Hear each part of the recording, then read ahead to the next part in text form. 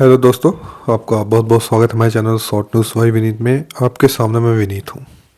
दोस्तों, आज हम बात करेंगे, जैसा कि खबरें निकल रही हैं कि चाइना एक विश्व में एक ऐसा पहला देश है जिसने टोटल एक्सपोर्ट जो है यानी कि सरप्लस 1 ट्रिलियन US डॉलर का गेन किया है विद इन 11 मंथ।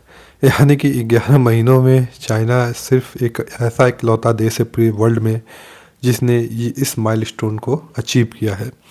यानी कि अभी दुनिया में ऐसा कोई देश नहीं है जो इस तरह का बड़ा जाइंट माइलस्टोन अचीव किया हो। तो दोस्तों, ये थी खबर जिससे रिलेटेड जो है काफ़ी आर्टिकल्स छपे हैं, जिसके प्रोज और कॉन्स के बारे में काफ़ी बातें चल रही हैं कि चाइना ने ऐसा अचीव किया है तो दुनिया के लिए ये क्या मैसेज है, ये दुनिया के लिए अच्छी है कि मतलब बेकार खबर है। तो जैसा कि हम लोग जानते हैं, जो वेस्टर्न मीडिया है, एलाइज है, वो उसको एक गलत नज़र से देखेंगे। और साथ ही साथ अगर जैसे ग्लोबल टाइम्स है और जो चाइनीज़ मीडिया है, उसको तो एक बड़ा माइलस्टोन की तरफ वो देख रही है। तो दोस्तों, इस वीडियो में हम इन सारी चीज़ों के ऊपर बात करेंगे एक एक करके, और साथ ही साथ हम ये इस पे भी बात करेंगे जो चाइना की ग्रोथ स्टोरी है उसके ऊपर, कैसे ये ग्रोथ शुरू हुआ और कैसे कैसे एक ये बड़े बड़े जायंट के रूप में चाइना आज उभर के सामने आया। हम उसके ऊपर बात करेंगे। और साथ ही साथ जैसा कि मीडिया ने बोला है कि ये वर्ल्ड के लिए अच्छा है या ख़राब खबर है, उसके भी ऊपर हम लोग क्रिटिकल एनालिसिस करेंगे। क्या वाकई में जैसा मीडिया बता रही है सही बात है कि उससे कुछ इतर बातें हैं, हम उस पर भी कुछ बात करेंगे। दोस्तों, आइए अब हम शुरू करते हैं इस वीडियो में। दोस्तों, अगर आप हमको सपोर्ट करना चाहते हैं, ये हमारा QR कोड है, आप उस पर हमको सपोर्ट कर सकते हैं। दोस्तों, आइए अब हम लोग शुरू करते हैं। दोस्तों, अगर हम लोग बात करें चाइना ग्रोथ स्टोरी की, दोस्तों चाइनीज़ ग्रोथ स्टोरी जो शुरू होती है 1970s में शुरू होती है। जैसा कि हम लोग जानते हैं, हिंदुस्तान और चीन जो है साथ में ही अपनी जो ग्रोथ की कहानी है वो लिखना शुरू किए थे।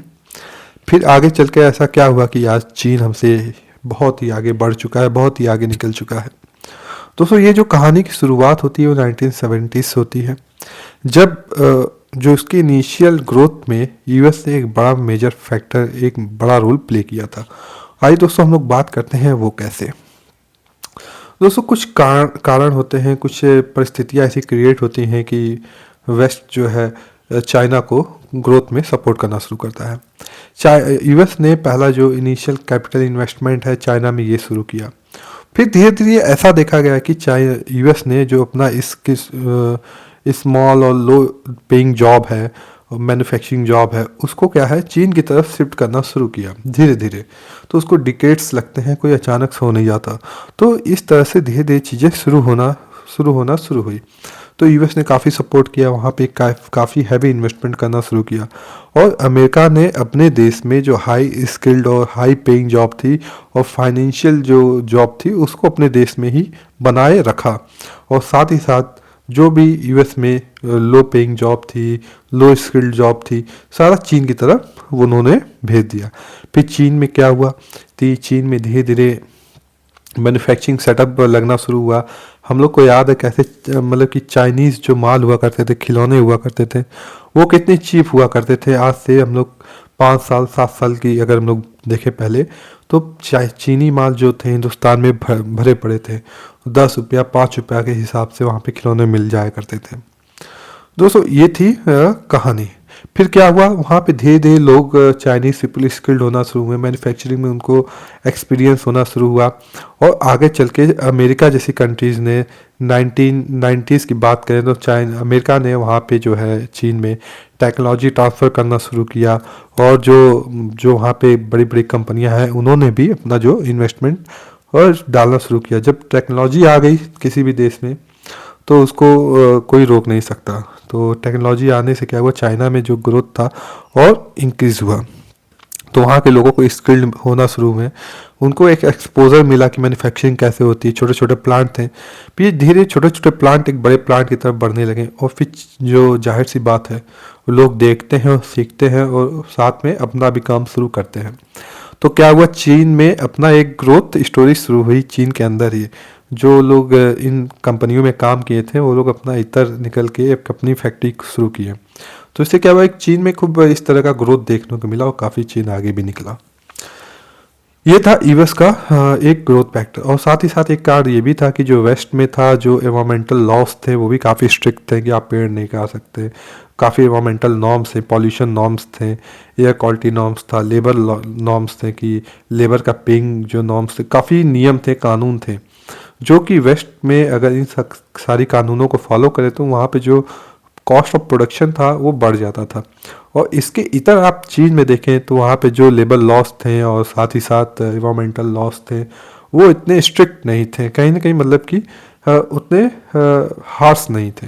तो प्लांट लगाना, उसको मैन्युफैक्चर करना, वहाँ पे जो पॉल्यूशन नॉर्म्स थे वो भी उतने स्ट्रिक्ट नहीं थे। इस हिसाब से चीज़ें बढ़ती गई और चीन ने भी अपने ग्रोथ में जो उनकी जो पॉलिसीज़ थी वो भी काफ़ी प्रोएक्टिवली प्ले किया गया। तो आज ये स्थिति हम लोग को देखने को मिल रही है। अगर हम बात करें, चीन ने फर्स्ट टाइम जो है ट्रेड सरप्लस नोटिस किया 1995 में। उसने अराउंड 12 बिलियन का फर्स्ट टाइम सरप्लस जो है नोटिस किया। अगर हम बात कर लें 2025 की, तो 2005 की, तो उसने यूएसडी $125 की जो है अपना जो माइलस्टोन अचीव किया। अगर हम देख लें 2015 की बात करें, 2015 में चीन ने ओवरऑल सरप्लस जो है $358 बिलियन का जो है अचीव किया। और अगर हम आज की बात करें तो चाइना लगभग $1 ट्रिलियन का जो है ट्रेड सरप्लस को वो किया, अचीव किया। अगर हम बात कर लें यूएस की, तो हम आपको बता दें जो चीन का जो मेन एक्सपोर्ट कंट्री था वो था यूएस। तो यूएस का अगर हम लोग बात कर लें, उसका जो मेन सरप्लस था ये यूएस से ही था। दोस्तों, अगर आप हम आज की करंट की बात कर लें, जैसा कि यूएस भी देख रहा है तो चीन की बढ़ती हुई ताकत को, तो यूएस उसको कंट्रोल करना चाह रहा था। तो उसको कंट्रोल करने के लिए यूएस ने एक ट्रेड वार रेस किया। ठीक है, अच्छा ट्रेड वार हुआ। लेकिन दोस्तों, इंटरेस्टिंग पॉइंट यह है कि यूएस के ट्रेड वार करने के बाद भी आज चाइना इस माइलस्टोन पे खड़ा है। दोस्तों, ये भी बात हो रही है चाइना इस माइलस्टोन पे कैसे खड़ा है, जब इतने बड़े यूएस के ट्रेड वार से, मतलब कि एक तरह से ये दिख रहा है कि जो मिस्टर ट्रम्प, प्रेसिडेंट ट्रम्प का जो टैरिफ वार था पूरी तरह से फेल्ड वार निकल के देखने को मिल रहा है। तो दोस्तों, ये देखने को ऐसे मिल रहा है कि लगभग, मैं आपको बता दूं डाटा, यूएस से ईयर ऑन ईयर बेसिस पे लगभग 29% का जो ट्रेड है चाइना का वो कम हुआ है। ऑन द अदर हैंड, अगर हम दूसरे हाथ में बात करें तो जो चाइना का जो ट्रेड है वो अपने ट्रेड डेस्टिनेशन को डाइवर्सिफाई किया है चाइना ने, और उसने यूएस मार्केट को छोड़ के अदर मार्केट को एक्सप्लोर किया। एक्सप्लोर ही नहीं किया बल्कि उसको कॉपी प्रॉपरली हार्नेस भी किया अपने पक्ष में। तो हम आपको बात कर ले यूएस यू की बात कर ले, तो ईयर ऑन ईयर जो है लगभग 15% का जो है ट्रेड ग्रोथ चाइना का देखने को मिला यू मार्केट में। अगर हम इसी हिसाब से ऑस्ट्रेलिया की बात कर लें तो ऑस्ट्रेलिया में लगभग 36% का ग्रोथ देखने को मिला चाइनीज ट्रेड का। और हम आपको बता दें एशियन मार्केट में भी इसी हिसाब का रुझान देखने को मिला, लगभग 8% का जो है ट्रेड ईयर ऑन ईयर देखने को मिला है। यानी कि चाइना ने जो स्ट्रेटजी थी उसको यूएस डोमिनेटेड न होकर उसको अपनी डाइवर्सिफाई किया। अगर हम इसी हिसाब से इंडियन मार्केट को देख लें, इंडियन गवर्नमेंट भी क्या कर रही है। जैसा कि हमारा ट्रेड वार है यूएस के साथ, यूएस ने हमारे ऊपर लगभग 50% का टैरिफ भी लाद दिया है। तो हमारी भी गवर्नमेंट चाइनीज़ गवर्नमेंट से सीख के हमने भी अपना जो ट्रेड मार्केट है, जो अपना ट्रेड डेस्टिनेशन है, उसके साथ डाइवर्सिफाई कर रहे हैं तेज़ी से। हमने जैसे कि न्यूजीलैंड के साथ ट्रेड एफटीए साइन किया, ये ओमान के साथ अपना जो ट्रेड एफटीए है साइन किया, और वहीं दूसरे हाथ हमने ब्रिटेन के साथ भी ट्रेड जो टॉक है उसको मतलब वो साइन किया, एफटीए साइन किया। और हमको यू के भी साथ हम लोग जल्द ही ट्रेड जो है एफटीए साइन करने वाले हैं।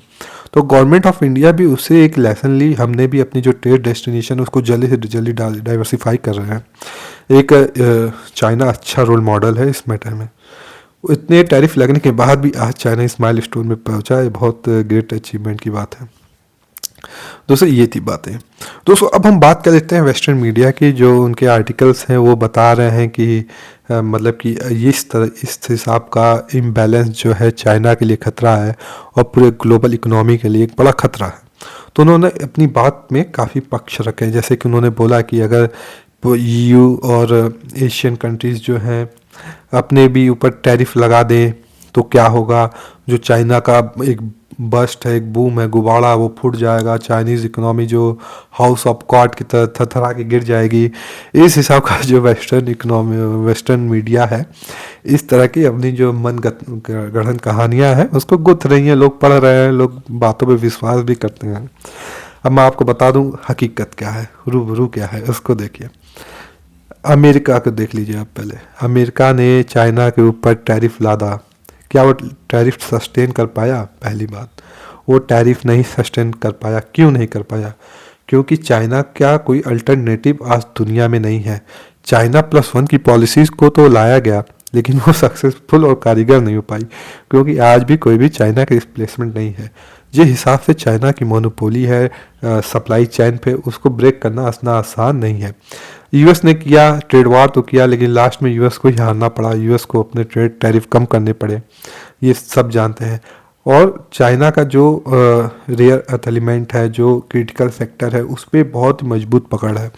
अगर हम आपको बता दें, रेयर अर्थ एलिमेंट की सप्लाई में चाइना का अराउंड 95% जो है चाइना से ही प्रोसेसिंग होती है। जो आज हम बता दें रेयर एलिमेंट का जो टेक्नोलॉजीज़ में उपयोग है, EV व्हीकल्स में उपयोग है, चाइना का इसमें लोहा है। वो मतलब कि चाइना के मुकाबले कोई नहीं खड़ा हो सकता। जो मॉडर्न टेक्नोलॉजीज़ हैं, चाइना के मुकाबले कोई नहीं। तो चाइना इसको बहुत अच्छी तरह से हार्नेस करता है, US भी नहीं लड़ पाया। तो वो बोलते हैं वेस्टर्न मीडिया कि हम जो है चाइना को अगर एशियन कंट्रीज़ और अपने EU जो है यूरोपियन कंट्रीज़ जो है टैरिफ लगा दें तो चाइना थरथरा के गिर जाएगा। ऐसा हो सकता है? आपको लगता है? आज EV की मार्केट की बात करें, EV हो चाहे कटिंग एज टेक्नोलॉजीज़ हो, तो चाइना ही वो जो सप्लाई चेन है अराउंड 95%, यानी कि पूरी से मोनोपोली है। आप चाहे चाइना से लें, आप चाहे अपनी इंडस्ट्री बंद कर दें, आप खुद उसको डेवलप करें। आप डेवलप करना शुरू करेंगे, आपको लगभग आज से 15-20 साल लग जाएंगे और दुनिया और आगे निकल जाएगी। तो आपको मैं बता दूं, और वेस्टर्न कंट्रीज़ और वेस्टर्न मीडिया को बता दूं, आज भी चाइना का कोई अल्टरनेटिव नहीं है। आप चाहे लड़के चाहे रोके, आपको चाइना के पास ही जाना होगा। और चाइना की इकनॉमी को आप जो बोल रहे हैं कि हम थरथरा के गिर जाएगी, कर ले, वो कुछ नहीं कर पाएंगे। करना होता अमेरिका और EU आज से वो उसको करना शुरू कर दिए होते। तो अभी तक तो कोई अल्टरनेटिव नहीं है। और चाइना के ऊपर ये भी आरोप लगाया जा रहा है कि चाइना जो है अपनी करेंसी मैनिपुलेट करती है। हाँ भाई, सही बात है, ये चाइना अपनी करेंसी को मैनिपुलेट करती है, अपने जो युआन का वैल्यू है उसको डिवैल्यू करती रहती है। इतना ट्रेड सरप्लस होने के बाद भी वो अपनी जो युआन की वैल्यू वो बढ़ती नहीं है। उसको चाइना मैनिपुलेट करके अपनी जो प्रोडक्ट होता है उसको मार्केट में कॉम्पिटिटिव रखता है, जो बहुत चीप होता है दुनिया में। इस तरह के चाइना हथकंडे अपनाता रहता है। और हम लोग ये भी जानते हैं जो चाइना का लॉजिस्टिक कॉस्ट है वो भी काफ़ी कम है, लगभग 8% 7% से भी कम आता है। तो इंडिया का हम लोग का अराउंड 14% है, यानी कि दुगना अगर कोई लॉजिस्टिक कॉस्ट हम लोग स्पेंड करते हैं, तो यहाँ पे लॉजिस्टिक कॉस्ट हम 14 रुपया देते हैं, तो वहीं चाइना में 7 रुपया 6 रुपया में भी वो चीज़ ट्रांसपोर्ट हो जाती है। तो दोस्तों ये थी खबरें। और वेस्टर्न मीडिया ये भी आरोप लगाते हैं कि जो चाइना है हैवी सब्सिडाइज अपनी इंडस्ट्री को करता है, जिससे ये होता है कि जो कॉम्पिटिटिव कंट्रीज़ हैं, जिस कंट्रीज़ में वो अपने माल डंप करता है, वहाँ की जो इंडस्ट्री होती है वो किल हो जाती हैं, ख़त्म हो जाती हैं। और लास्ट में क्या देखने को मिलता है, जो कंपनियाँ जो होती हैं अपना लोन नहीं दे पाती और लोन भी डिफ़ॉल्ट करती हैं। तो इस तरह के काफ़ी ये किए जा रहे हैं। ठीक है, अच्छी बात है, ये भी सब बातें कंसर्न की है, लेकिन एंड रिजल्ट क्या है? आज चाइना की मोनोपोली है तो है, चाइना का जो सप्लाई चेन पे कंट्रोल है तो है। अगर आप इसको रिप्लेस कर सकते हैं तो अच्छी बात है, अगर नहीं कर सकते तो अनर्गल बातें ना करें, हम यही कह सकते हैं। हम लोग इंडिया जैसी कंट्री, हम लोग भी इसी अपने जो सेल्फ डिपेंडेंस है उस पे आगे बढ़ रहे हैं। हम लोग भी रेयर अर्थ एलिमेंट पे काम कर रहे हैं, ईवी है, सोलर सेक्टर है, सब पे हमको सेल्फ रिलायंट होना पड़ेगा। यही आज की नीड है। दोस्तों हम आशा करते हैं ये छोटा सा वीडियो आपको पसंद आया होगा। अगर पसंद आया होगा तो आप उसको लाइक और सब्सक्राइब जरूर करें। आज के लिए इतना ही। आपका बहुत बहुत धन्यवाद। Thank you very much.